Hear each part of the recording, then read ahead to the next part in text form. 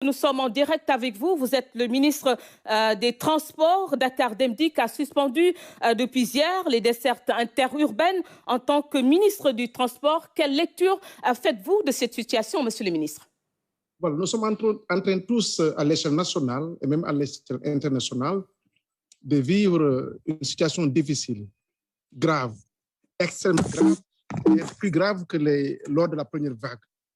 C'est la raison pour laquelle, donc, au niveau du ministère, nous avons pris par voie réglementaire d'abord un arrêté, l'arrêté 026 441 du 16 juillet 2021, portant restriction donc, sur les services de transport dans le cadre de la lutte contre la COVID-19. Au niveau de Dakar Dem Dikk, vous l'avez évoqué, sur instruction, M. le directeur général a pris une décision qui suspend toutes les destinations à l'échelle nationale, c'est-à-dire l'interurbain, pour permettre, en tout cas, donc, ou pour amener les populations à respecter non seulement davantage les mesures barrières à travers l'arrêté que nous avons pris, mais aussi à essayer de freiner la progression effectivement de cette pandémie. Et vous l'avez suivi vendredi dernier, Monsieur le Président de la République, lors de la remise du rapport donc, de la force Covid-19, donc évoquer en tout cas les différentes mesures qui seront susceptibles d'être prises pour endiguer cette maladie, puisque comme nous l'avons constaté, plus de 35% de taux de positivité, cela en tout cas appelle à une prise de conscience nationale, mais aussi appelle aussi à ce que des mesures soient prises pour lutter contre cette progression fulgurante donc, de cette pandémie. Et là, au niveau du ministère des Infrastructures, nous avions pris ces dispositions, ces mesures, naturellement, donc, avec l'autorisation de M. le Président de la République, pour jouer ce rôle donc, de veille, pour effectivement être au combat, donc, à l'avant-garde, pour que cette maladie puisse être, en tout cas, freinée dans les meilleurs délais. Et qu'en est-il, monsieur le ministre, qu'en est-il des autres sociétés de transport, comme les Tata et autres? Oui, au niveau des Tata, donc, c'est l'arrêté qui fait foi. Hein? Nous avons dit, par rapport à cet arrêté, que le port du masque est obligatoire. Nous évitons pour le moment de prendre des mesures beaucoup plus draconiennes, c'est-à-dire imposer le transport urbain des Tata, des Ndiagaïnaï ou l'interurbain, en tout cas des mesures par rapport au nombre de places. Parce qu'à l'époque, lors de la première vague, vous l'avez suivi, il était autorisé uniquement par rapport à la capacité de transport, 50%, c'est-à-dire une place sur deux. Cela, effectivement, avait éprouvé l'économie au niveau du transport. Aujourd'hui, nous voulons éviter d'aller dans ce sens-là. C'est la raison pour laquelle nous privilégions d'abord les mesures barrières, le respect scrupuleux des mesures barrières, le port du masque obligatoire, la mise à disposition de gel, d'alcool-gel, en tout cas des produits nettoyants à l'endroit des passagers pour que, en fait, toutes les mesures barrières puissent être respectées. Et cet arrêté est entré en vigueur depuis vendredi dernier, au niveau donc à l'échelle nationale. Ces mesures aussi sont accompagnées, en tout cas, donc, de la mise à disposition au niveau des gares routières de ces produits. Présentement, nous sommes en train de distribuer plus de 1 million de masques à l'échelle nationale. Mais comme vous le savez, il sera très difficile de mettre un masque à l'endroit de chaque Sénégalais. Ce que nous avons voulu faire, c'est amorcer, pour amener les populations elles-mêmes à une autoprise de conscience, pour que ces populations elles-mêmes puissent quand même essayer de se procurer des masques parce qu'ils y voient de leur santé, de la préservation de leur santé.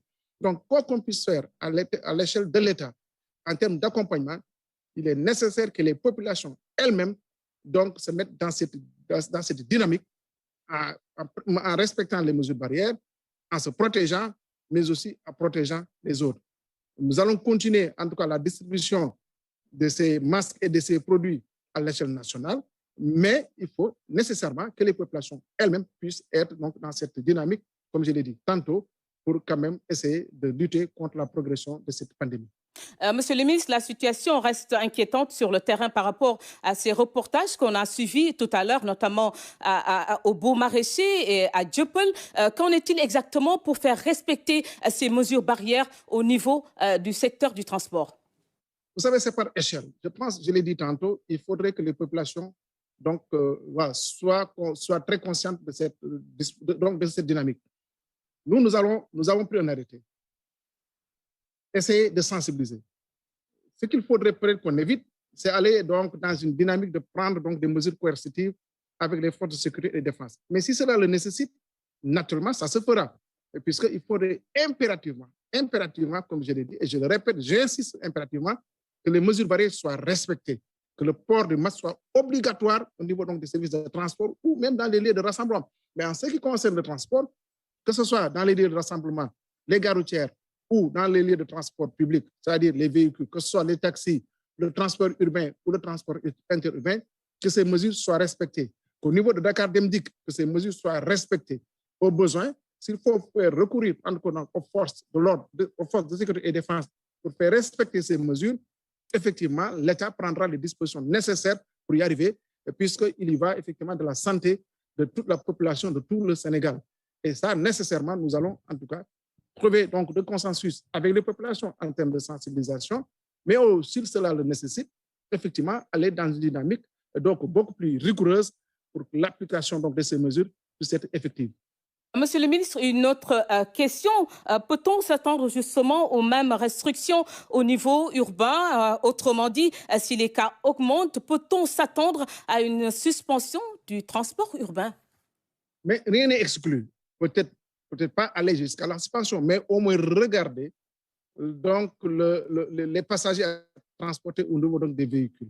Si cela nécessite de diminuer le nombre de passagers, on le fera. Comme ce fut le cas lors de la première vague, c'était 50%. Lors de la deuxième vague, nous sommes allés à 75%.